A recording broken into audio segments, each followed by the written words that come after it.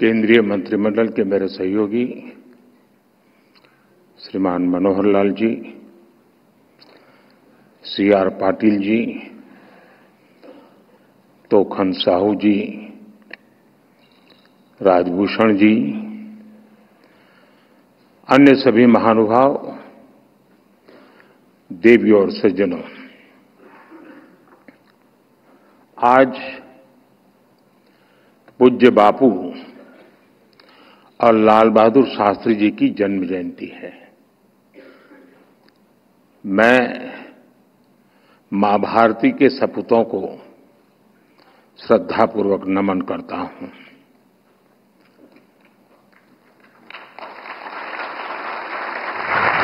जिस भारत का सपना गांधी जी और देश की महान विभूतियों ने देखा था, वो सपना हम सब मिलकर के पूरा करें। आज का दिन हमें ये प्रेरणा देता है। साथियों, आज 2 अक्टूबर के दिन मैं कर्तव्य बोध से भी भरा हुआ हूं और उतना ही भावुक भी हूं। आज स्वच्छ भारत मिशन को, उसकी यात्रा को 10 साल के मुकाम पर हम पहुंच चुके हैं। स्वच्छ भारत मिशन की ये यात्रा करोड़ों भारतवासियों की अटूट प्रतिबद्धता का प्रतीक है। बीते 10 साल में कोटि-कोटि भारतीयों ने इस मिशन को अपनाया है, अपना मिशन बनाया है, इसे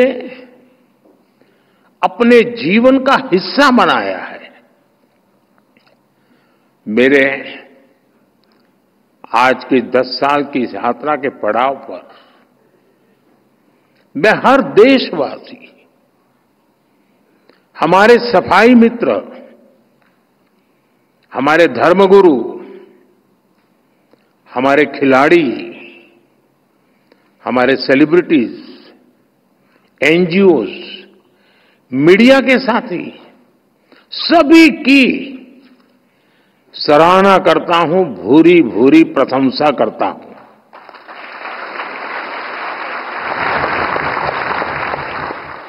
आप सभी ने मिलकर स्वच्छ भारत मिशन को इतना बड़ा जन आंदोलन बना दिया। मैं राष्ट्रपति जी, उपराष्ट्रपति जी, पूर्व राष्ट्रपति जी, पूर्व उपराष्ट्रपति जी, उन्होंने भी स्वच्छता की ही सेवा इस कार्यक्रम में श्रमदान किया, देश को बहुत बड़ी प्रेरणा दी। मैं आज राष्ट्रपति उपराष्ट्रपति महोदय का भी हृदय से अभिनंदन करता हूं, धन्यवाद करता हूं। आज देश भर में स्वच्छता से जुड़े कार्यक्रम हो रहे हैं। लोग अपने गांवों को, शहरों को, मोहल्लों को, चाल हो, फ्लैट्स हो, सोसाइटी हो, स्वयं बड़े आग्रह से साफ सफाई कर रहे हैं। अनेक राज्यों के मुख्यमंत्री, मंत्रीगण और दूसरे जनप्रतिनिधि भी इस कार्यक्रम का हिस्सा बने, इस कार्यक्रम का नेतृत्व किया। बीते पखवाड़े में, मैं इसी पखवाड़े की बात करता हूं, देश भर में करोड़ों लोगों ने स्वच्छता ही सेवा कार्यक्रमों में हिस्सा लिया है। मुझे जानकारी दी गई कि सेवा पखवाड़ा के 15 दिनों में देश भर में 27 लाख से ज्यादा कार्यक्रम हुए, जिनमें 28 करोड़ से ज्यादा लोगों ने हिस्सा लिया। निरंतर प्रयास करके ही हम अपने भारत को स्वच्छ बना सकते हैं।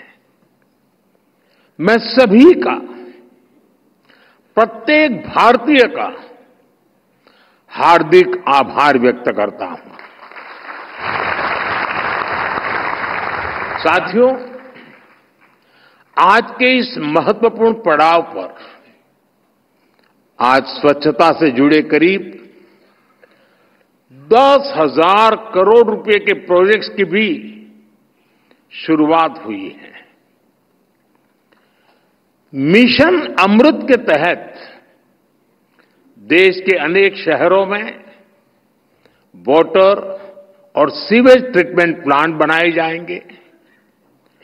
नमामि गंगे से जुड़ा काम हो या फिर कचरे से बायोगैस पैदा करने वाले गोवर्धन प्लांट, ये काम स्वच्छ भारत मिशन को एक नई ऊंचाई पर ले जाएगा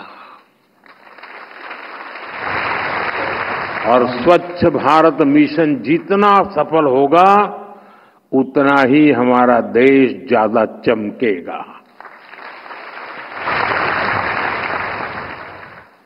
साथियों, आज से 1000 साल बाद भी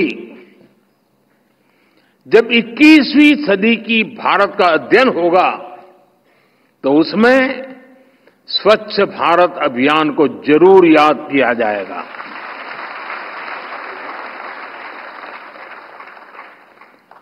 स्वच्छ भारत इस सदी में दुनिया का सबसे बड़ा और सबसे सफल जन भागीदारी वाला, जन नेतृत्व वाला जन आंदोलन है।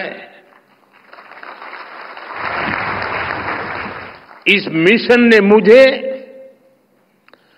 जनता जनार्दन की, ईश्वर रूपी जनता जनार्दन की साक्षात ऊर्जा के भी दर्शन कराए हैं। मेरे लिए स्वच्छता जनशक्ति के साक्षात्कार का पर्व बन गया है। आज मुझे कितना कुछ याद आ रहा है। ये अभियान शुरू हुआ, कैसे लाखों लाख लोग एक साथ सफाई करने के लिए निकल पड़ते थे।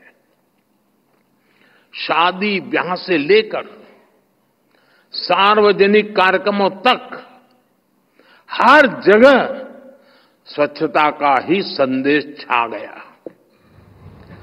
कहीं कोई बूढ़ी मां अपनी बकरियां बेचकर शौचालय बनाने की मुहिम से जुड़ी। किसी ने अपना मंगलसूत्र बेच दिया तो किसी ने शौचालय बनाने के लिए जमीन दान कर दी। कहीं किसी रिटायर्ड टीचर ने अपनी पेंशन दान दे दी तो कहीं किसी फौजी ने रिटायरमेंट के बाद मिले पैसे स्वच्छता के लिए समर्पित कर दिए।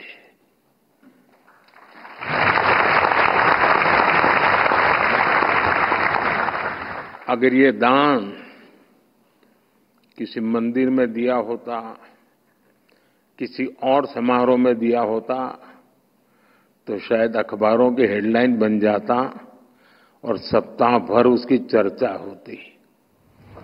लेकिन देश को पता होना चाहिए कि जिनका चेहरा कभी टीवी पे चमका नहीं है, जिनका नाम अखबारों की सुर्खियों पर कभी छपा नहीं है, ऐसे लक्षावधि लोगों ने कुछ न कुछ दान करके, चाहे वो समय का दान हो या संपत्ति का दान हो, इस आंदोलन को एक नई ताकत दी है, ऊर्जा दी है, और ये मेरे देश के उस चरित्र का परिचय करवाता है।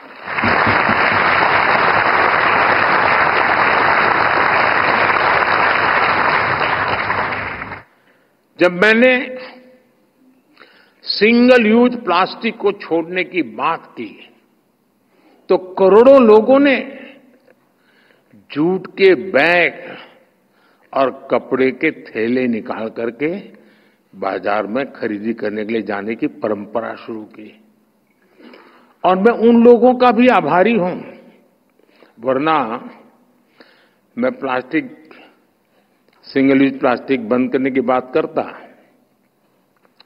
तो हो सकता था प्लास्टिक इंडस्ट्री वाले आंदोलन करते, भूख हड़ताल पे बैठते, नहीं बैठे।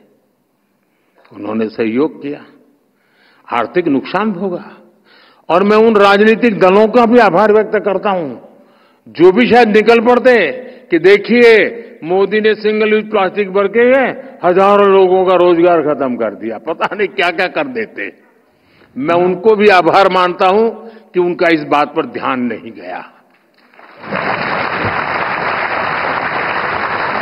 हो सकता है इसके बाद चला जाए। साथियों, इस आंदोलन में हमारा फिल्म जगत भी पीछे नहीं रहा। कमर्शियल हित के बजाय फिल्म जगत ने स्वच्छता के संदेश को जनता तक पहुंचाने के लिए फिल्में बनाई इन 10 सालों में। और मुझे तो लगता है कि ये विषय को एक बार करने का नहीं है, ये पीढ़ी दर पीढ़ी हर पल हर दिन करने का काम है। और ये जब मैं कहता हूं तो मैं इसको जीता हूं। अब जैसे मन की बात की याद कर ले अपन, आप में से बहुत लोग मन की बात से परिचित हैं, देशवासी परिचित हैं। मन की बात में मैंने करीब करीब 800 बार स्वच्छता के विषय का जिक्र किया है।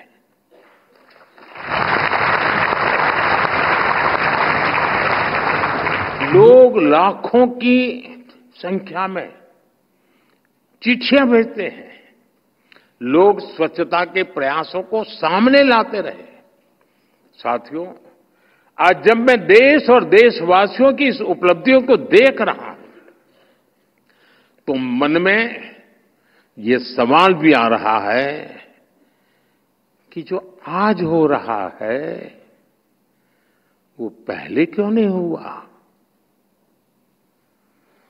स्वच्छता का रास्ता तो महात्मा गांधी जी ने हमने आजादी के आंदोलन में ही दिखाया था, दिखाया भी था, सिखाया भी था। फिर ऐसा क्या हुआ कि आजादी के बाद स्वच्छता पर बिल्कुल ध्यान ही नहीं दिया गया। जिन लोगों ने सालों साल गांधी जी के नाम पर सत्ता के रास्ते ढूंढे, गांधी जी के नाम पर वोट बटोरे, उन्होंने गांधी जी के प्रिय विषय को भुला दिया। उन्होंने गंदगी को, शौचालय के अभाव को देश की समस्या माना ही नहीं। ऐसा लग रहा है जैसे उन्होंने गंदगी को ही जिंदगी मान लिया। नतीजा ये हुआ कि मजबूरी में लोग गंदगी में ही रहने लगे। गंदगी रूटीन लाइफ का हिस्सा बन गई। समाज जीवन में इसकी चर्चा तक होनी बंद हो गई। इसलिए जब मैंने लाल किले की प्राचीर से इस विषय को उठाया तो देश में जैसे तूफान खड़ा हो गया। कुछ लोगों ने तो मुझे ताना दिया कि शौचालय और साफ सफाई की बात करना भारत के प्रधानमंत्री का काम नहीं है। ये लोग आज भी मेरा मजाक उड़ाते हैं, लेकिन साथियों, भारत के प्रधानमंत्री का पहला काम वही है जिससे मेरे देशवासियों का, सामान्य जन का जीवन आसान हो।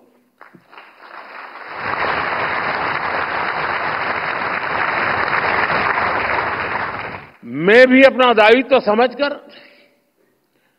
मैंने टॉयलेट्स की बात की, सैनिटरी पैड्स की बात की, और आज हम इसका नतीजा देख रहे हैं। साथियों, 10 साल पहले तक भारत की 60% से ज्यादा आबादी खुले में शौच के लिए मजबूर थी। ये मानव गरिमा के विरुद्ध था। इतना ही नहीं, ये देश के गरीब का अपमान था,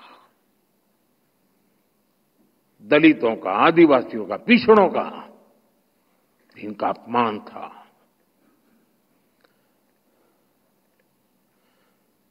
जो पीढ़ी दर पीढ़ी निरंतर चला आ रहा था। शौचालय न होने से सबसे ज्यादा परेशानी हमारी बहनों को, बेटियों को होती थी।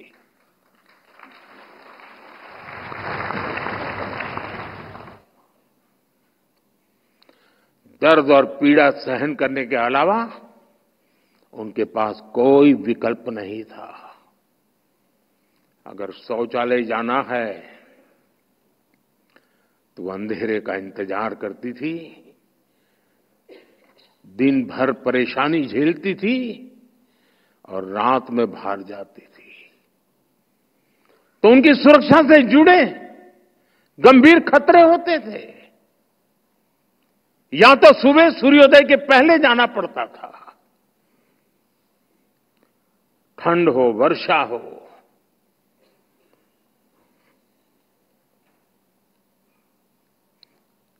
मेरे देश की करोड़ों माताएं हर दिन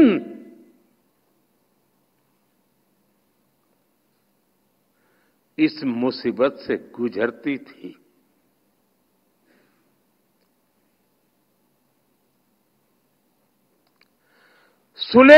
खुले में शौच के कारण जो गंदगी होती थी, उसने हमारे बच्चों के जीवन को भी संकट में डाल रखा था। बाल मृत्यु का एक बड़ा कारण ये गंदगी भी थी। गंदगी की वजह से गांव में, शहर के अलग अलग बस्तियों में बीमारियां फैलना आम बात थी। साथियों, कोई भी देश ऐसी परिस्थिति में कैसे आगे बढ़ सकता है? और इसलिए हमने तय किया कि ये जो जैसा चल रहा है वैसा नहीं चलेगा। हमने इसे एक राष्ट्रीय और मानवीय चुनौती समझकर इसके समाधान का अभियान चलाया। यहीं से स्वच्छ भारत मिशन का बीज पड़ा।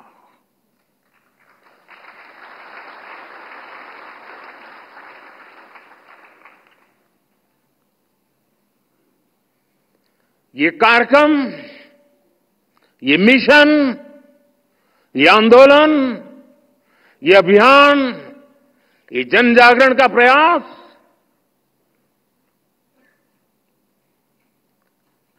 पीड़ा की कोख से पैदा हुआ है। और जो मिशन पीड़ा की कोख से पैदा होता है वो कभी मरता नहीं है।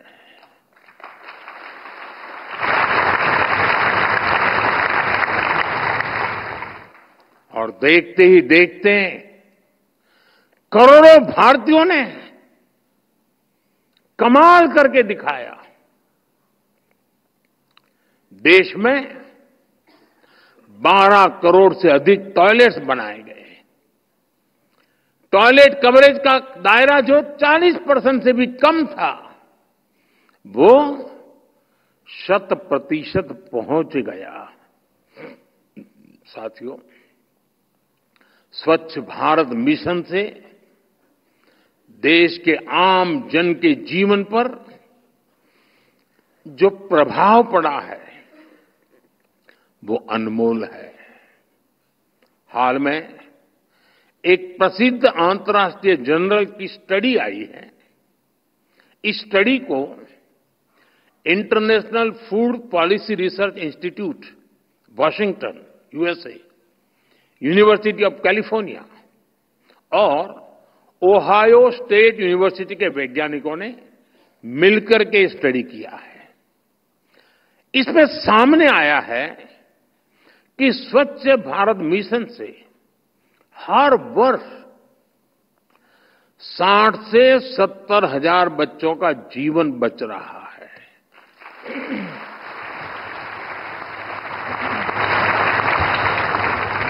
अगर कोई ब्लड डोनेशन करके किसी एक की जिंदगी बचा देना, तो भी वो बहुत बड़ी घटना होती है। हम सफाई करके, कूड़ा कचरा हटा करके, गंदगी मिटाकर 60-70 हजार बच्चों की जिंदगी बचा पाए, इससे बड़ा परमात्मा का आशीर्वाद क्या होगा।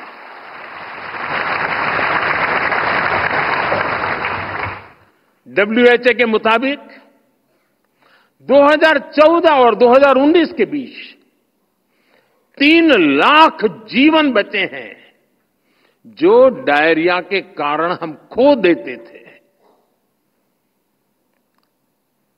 मानव सेवा का ये धर्म बन गया। साथियों, यूनिसेफ की रिपोर्ट है कि घर में टॉयलेट बनने के कारण अब 90% से ज्यादा महिलाएं खुद को सुरक्षित महसूस कर रही है। महिलाओं को इन्फेक्शन से होने वाली बीमारियों में भी स्वच्छ भारत मिशन की वजह से बहुत कमी आई है। और बात सिर्फ इतनी ही नहीं है। लाखों स्कूलों में लड़कियों के लिए अलग टॉयलेट्स बनने से ड्रॉप आउट रेट कम हुआ है।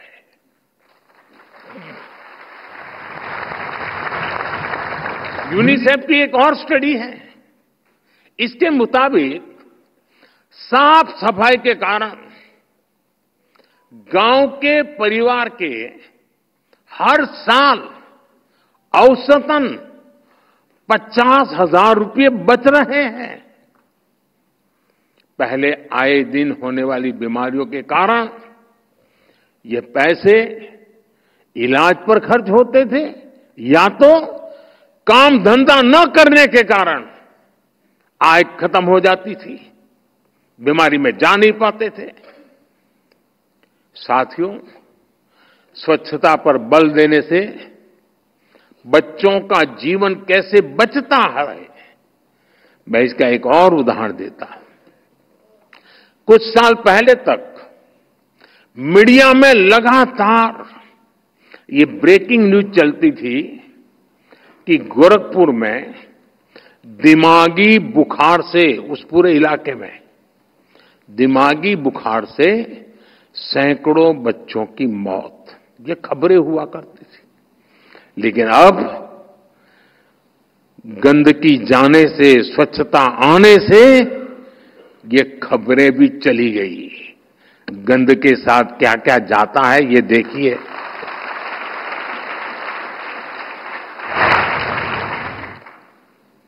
इसकी एक बहुत की बड़ी वजह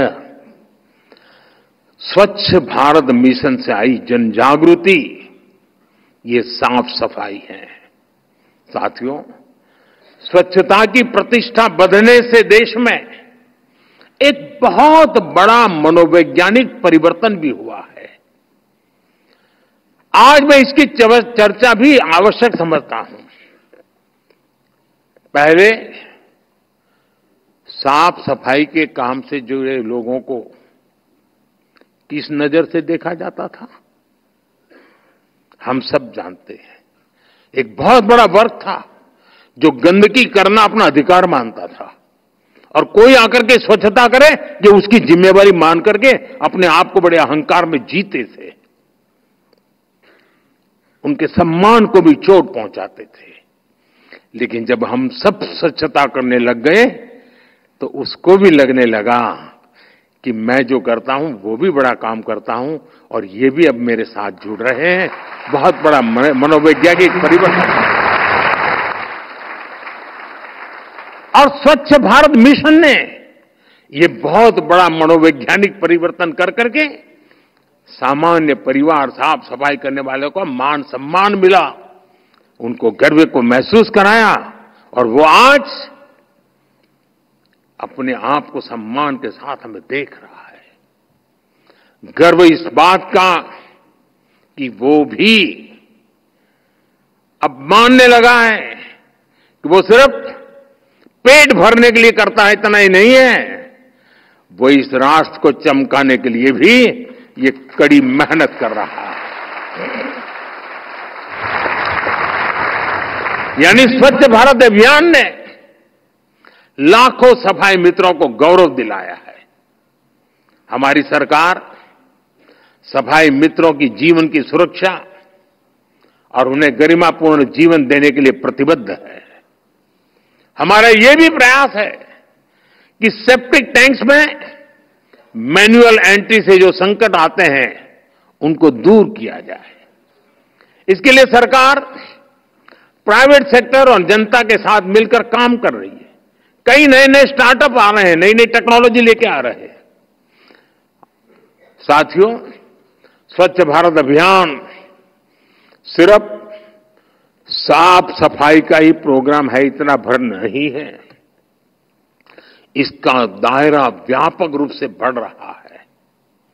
अब स्वच्छता संपन्नता का नया रास्ता बन रहा है। स्वच्छ भारत अभियान से देश में बड़े पैमाने पर रोजगार भी बन रहे हैं।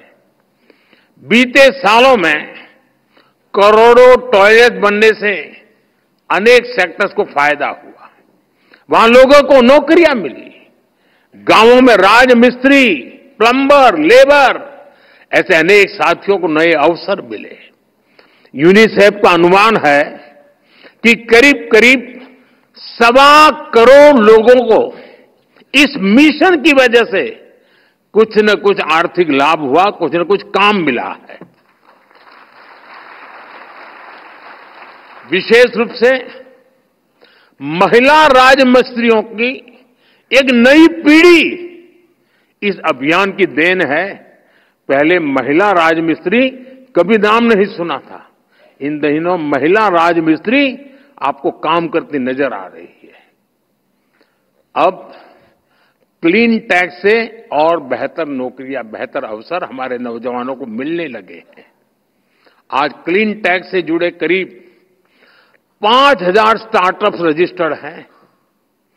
वेस्ट टू वेल्थ में हो, वेस्ट के कलेक्शन और ट्रांसपोर्टेशन में हो, पानी के रीयूज और रिसाइकलिंग में हो, ऐसे अनेक अवसर वाटर एंड सैनिटेशन के सेक्टर में बन रहे हैं।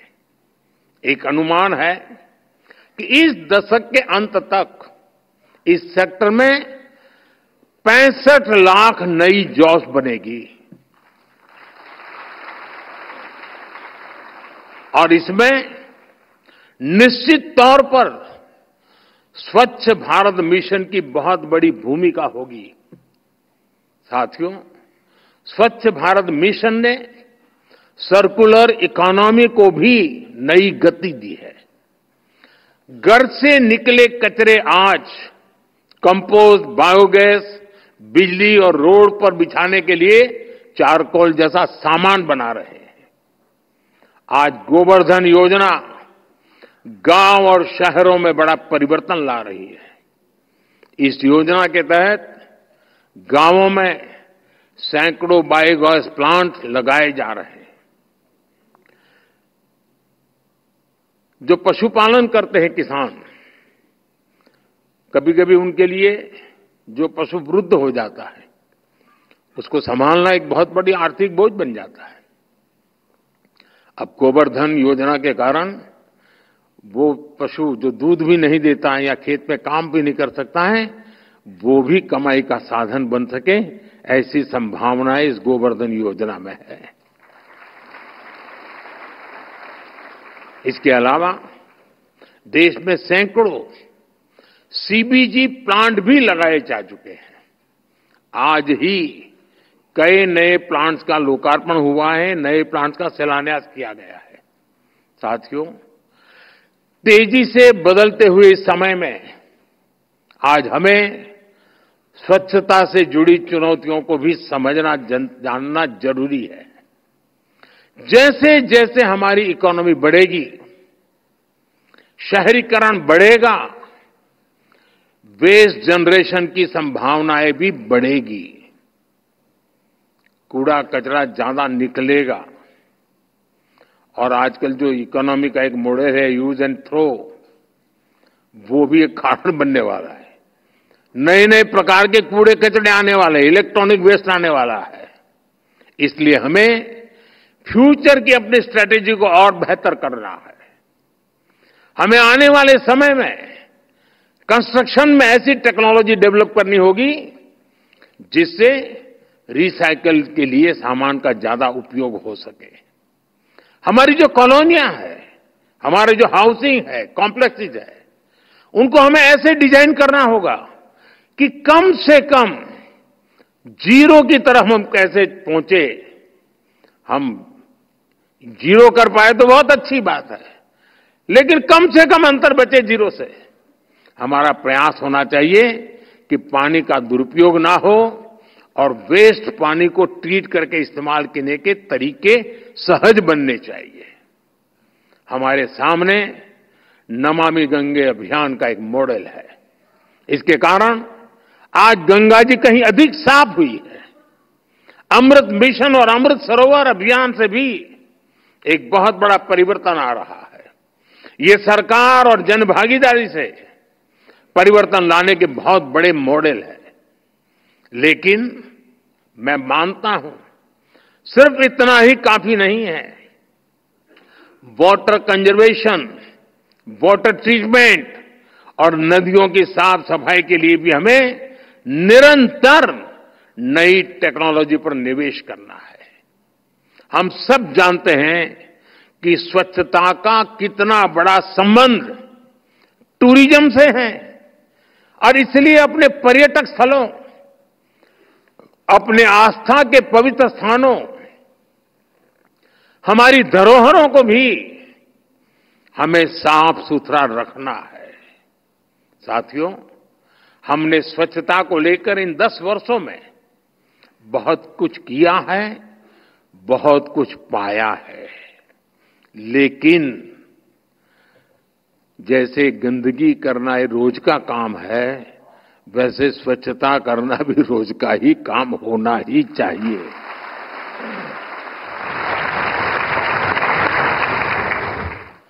ऐसा कोई मनुष्य नहीं हो सकता है, प्राणी नहीं हो सकता है कि वो कहेगा नहीं मेरे से गंदगी होगी ही नहीं। अगर होनी है तो फिर स्वच्छता भी करनी ही होगी।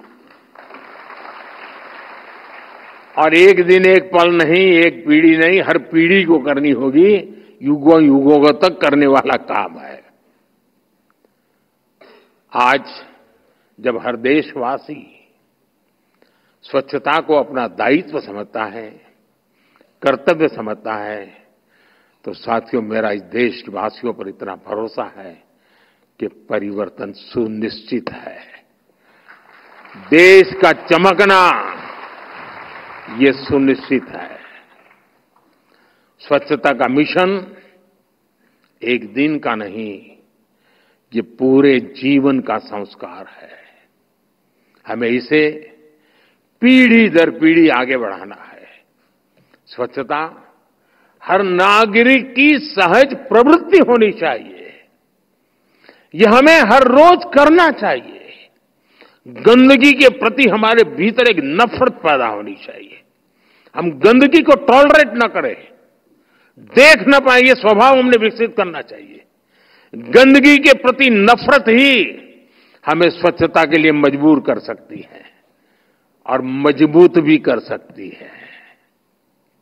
हमने देखा है कि कैसे घरों में छोटे छोटे बच्चे साफ सफाई को लेकर बड़ों को मोटिवेट करते रहते हैं। मुझे कई लोग कहते हैं कि मेरा पोता, मेरा नाती ये टोकता रहता है कि देखो मोदी जी ने क्या कहा है, तुम क्यों कचरा यहाँ डालते हो, कार में जा रहे हैं बोले बॉटल क्यों बाहर फेंकते हो, बॉटल रुकवा देता है। ये आंदोलन की सफलता उसमें भी बीज बो रही है। और इसलिए आज मैं देश के युवाओं को, हमारी अगली पीढ़ी के बच्चों को कहूंगा, आइए हम सब मिलकर के डटे रहें। आइए डटे रहिए, दूसरों को समझाते रहिए, दूसरों को जोड़ते रहिए। हमें देश को स्वच्छ बनाए बिना रुकना नहीं है। 10 साल की सफलता ने बताया है कि अब आसान हो सकता है, हम अचीव कर सकते हैं और गंदगी से भारत मां को हम बचा सकते हैं। साथियों, मैं आज राज्य सरकारों से भी आग्रह करूंगा कि वे भी इस अभियान को अब जिला, ब्लॉक, गांव, मोहल्ले और गलियों के लेवल पर ले जाएं। अलग अलग जिलों में, ब्लॉक्स में स्वच्छ स्कूल की स्पर्धा हो, स्वच्छ अस्पताल की स्पर्धा हो, स्वच्छ ऑफिस की स्पर्धा हो, स्वच्छ मोहल्ले की स्पर्धा हो, स्वच्छ तालाब की स्पर्धा हो, स्वच्छ कुएं के किनारे की स्पर्धा हो, तो एकदम से वातावरण और उसके कंपटीशन है, उसके हर महीने 3 महीने इनाम दिए जाएं, सर्टिफिकेट दिए जाए। भारत सरकार सिर्फ कंपटीशन करे और 2-4 शहरों को स्वच्छ शहर, 2-4 जिलों को स्वच्छ जिला, इतने से बात बनने वाली नहीं है। हमने हर इलाके में ले जाना है। हमारी म्युनिसिपैलिटीज भी लगातार देखें कि पब्लिक टॉयलेट की अच्छे से अच्छे मेंटेनेंस हो रही है, चलो उनको इनाम दें। अगर किसी शहर में व्यवस्थाएं पुराने ढरे की तरफ वापस लौटी तो उससे बुरा क्या हो सकता है। मैं सभी नगर निकायों से, लोकल बॉडी से आग्रह करूंगा कि वे भी स्वच्छता को प्राथमिकता दें, स्वच्छता को सर्वोपरि माने। आइए हम सब मिलकर शपथ लें। मैं देशवासियों से अनुरोध करता हूं, आइए हम जहां भी रहेंगे, फिर चाहे वो घर हो, मोहल्ला हो या हमारा वर्क प्लेस हो, हम गंदगी न करेंगे, न गंदगी होने देंगे और स्वच्छता ये हम हमारा सहज स्वभाव बना करके रहेंगे। जिस प्रकार हम अपने पूजा स्थल को साफ सुथरा रखते हैं, वही भाव हमें अपने आसपास के वातावरण के लिए जगाना है। विकसित भारत की यात्रा में हमारा हर प्रयास स्वच्छता से संपन्नता के मंत्र को मजबूत करेगा। मैं फिर एक बार देशवासियों से 10 साल की यह यात्रा ने एक नया विश्वास पैदा किया है। अब हम अधिक सफलता के साथ, अधिक ताकत से परिणाम प्राप्त रह सकते हैं और इसलिए आइए एक नए उमंग, नए विश्वास के साथ पूज्य बापू को सच्ची श्रद्धांजलि का एक काम लेकर के चल पड़े और हम इस देश को चमकाने के लिए गंदगी न करने का शपथ लेते हुए स्वच्छता के लिए जो भी कर सकते हैं पीछे न हटे। मेरी आप सबको बहुत बहुत शुभकामनाएं। बहुत बहुत धन्यवाद।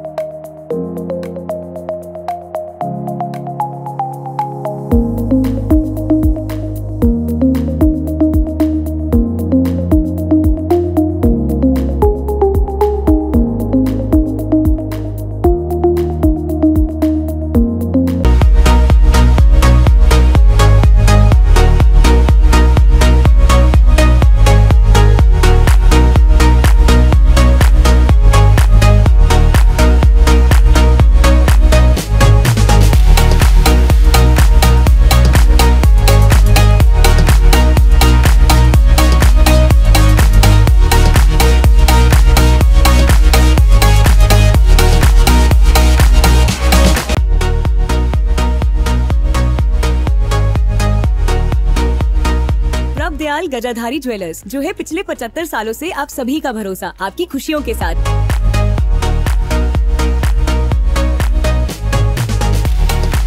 प्रभ दयाल गजाधारी ज्वेलर्स, जो है पिछले 75 सालों से आप सभी का भरोसा, आपकी खुशियों के साथ। पठानकोट से मनचंदा टावर, डलहौजी रोड।